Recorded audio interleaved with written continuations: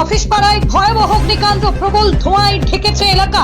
ঘটনাস্থলে দমকলের 5টি ইঞ্জিন। আপনাদের জানিয়ে রাখবো এই মুহূর্তের সবচেয়ে বড় খবর, বিগ ব্রেকিং আপডেট।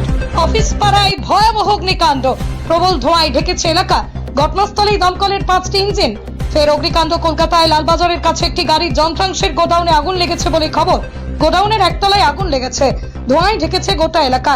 দমকলের 5টির বেশি ইঞ্জিন কাজ করছে বলেই শোনা যাচ্ছে। বিশেষ মাস্ক পরে অক্সিজেন সিলিন্ডার নিয়ে ভিতরে ঢোকার চেষ্টা করছেন দমকল কর্মীরা। ধোঁয়ার জেরে দৃশ্যমানতা বেশ কম। আগুন নিয়ন্ত্রণে আনার চেষ্টা চালাচ্ছে দমকল বাহিনী।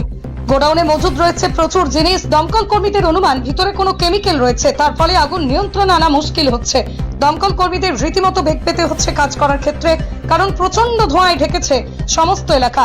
ধোঁয়ার পরিমাণ এতটাই যে ভিতরে ঢোকার চেষ্টা করেও বাধ্য হয়ে বেরিয়ে আসতে হয়েছে দমকল কর্মীদের।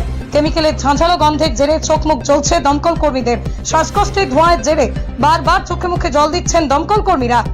ধোঁয়ায় ঢেকেছে আর.এন. মুখার্জি রোড সংলগ্ন এলাকা। কোনোভাবে ভিতরে প্রবেশ করতে পারছেন না দমকল কর্মীরা। মেশিন চালিয়েও ধোঁয়া বের করার চেষ্টা করছে দমকল বাহিনী। গোডাউনের ভিতরে একটা নির্দিষ্ট অংশে কাজ হচ্ছিল, অনুমান সেখান থেকে শর্ট সার্কিট হয়ে সম্ভবত আগুন লেগেছে। 3তলা বিল্ডিং এর একতলায় ছিল গাড়ির যন্ত্রাংশের গুদাম। জানালার কাঁচ ভেঙে ধোঁয়া বের করার চেষ্টা করছে দমকল।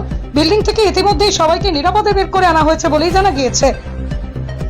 তবে কি কারণে আগুন লাগলো তা এখনো পর্যন্ত অগ্নি নির্বাপন ব্যবস্থা রয়েছে কিনা, ঠিকমতো কাজ করছিল কিনা, সব দিক খতিয়ে দেখবে দমকল এবং কলকাতা পুলিশ। তবে আপাতত আগুন নিয়ন্ত্রণে আনার আপ্রাণ চেষ্টা করছে দমকল কর্মীরা।